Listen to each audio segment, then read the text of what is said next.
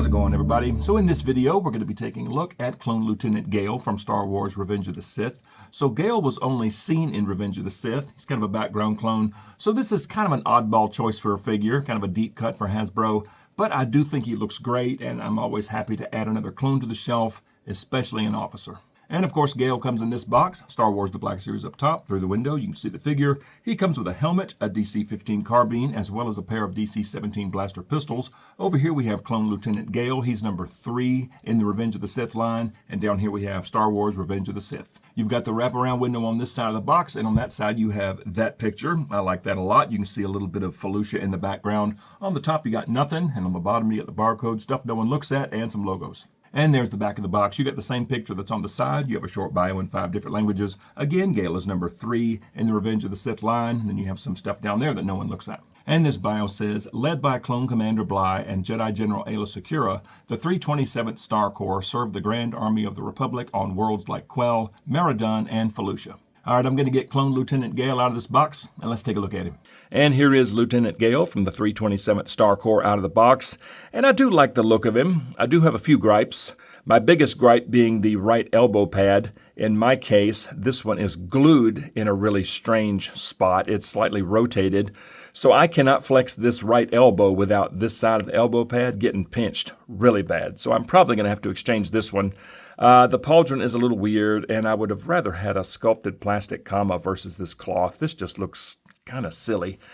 And the yellow is a little bit different from Bly. So if you had them side by side, it might look a little weird. That's no huge deal, but let's take a close look at him. The head sculpt, it's fine. It's fine. I'm most likely going to keep the helmet on Galle because we never saw Galle's face, so it's okay. But the eyes do look good, and the nose and the mouth. Skin tone and the hair, okay. It's a clone head sculpt. And as far as the armor, got this big pauldron up here. It's all right, but it's only attached here. Okay, so it does float and move around. If you have the helmet on, it kind of stays put a little better, but it does have a lot of play in it. I'm just not a fan of that. I would have rather have glued it down, somewhere either in the front or in the back, just so it's not so floppy. And the arms got this nice yellow stripe on them. Got some yellow in the front. Same thing on that side. That's what the back looks like. A clone belt with some holsters. Now this holster is warped. In the box, this holster was like tucked up here on the thigh armor, so it was like that in the box. So it is completely deformed. I mean, I could heat that up and, maybe straighten it out. But this right here, I'll show you. So this elbow pad is nice and straight and in line with the arm. This one is off center. You can see where the elbow joint is. You've got so much of the pad almost right over the joint. On this side, you just have the strap. Yeah, that's bad. Again, I can't bend this arm without all this getting pinched. Yeah, and the comma. It's just a beige comma. There's not much to it. It's kind of silly. And this is very sloppy in here. I'm just not a fan of it. And the legs, just clone legs with a little bit of yellow on the knees and on the feet. So from head to toe, it's a clone, and he looks just like he's supposed to.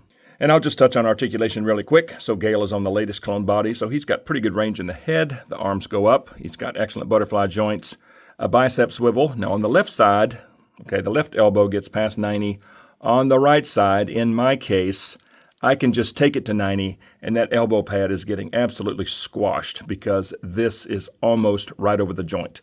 That's bad, but you're going to swivel at the wrist. You've got up and down hinges on both hands and trigger fingers on both hands, so that's nice. As far as midsection, some twists, some crunch, some back. Okay, that's not bad. For legs, they go up, they go back, they go out very far. You have thigh swivel. Knees get past 90, and then swivel at the knee, and then feet down that much. They go up to there, and he's got some swivel at the ankle. And as far as accessories, we'll start with the helmet, and I like this a lot. It's a good-looking helmet. The visor, the mouth grill, all this in here. All of the lines are very clean. I'm loving the yellow stripe going up and over. That's what the back looks like. Yeah, I am digging this. As far as it going on his head, let's see. Okay, not bad. And again, it does kind of help the pauldron stay put. Okay, now you can see a little bit of chin. And as far as nose rub, kind of hard to tell. Again, I do plan on keeping the helmet on Galle. Yeah, that looks cool. And let's take a look at the DC-17s next. We've seen these before. Okay, just cast in a gray plastic. It's a nice sculpt. They look just like they're supposed to, so let's see how they look in Galle's hands. And there we have it, and yeah, both of these go in each hand very well. I like that a lot. So here he is. He's got threats coming at him from both sides. I think that looks pretty cool. Now, one thing I found, when you turn the head, the helmet runs into the pauldron and in turn kind of lifts the helmet up a little bit so you can see more chin. I guess that's kind of, especially on this side, with this larger portion of the pauldron on this side. Yeah, you see that? You know, it just kind of lifts the helmet right up. And you can't really look down if you have his head turned to his left. Okay, well, his head's going to the right.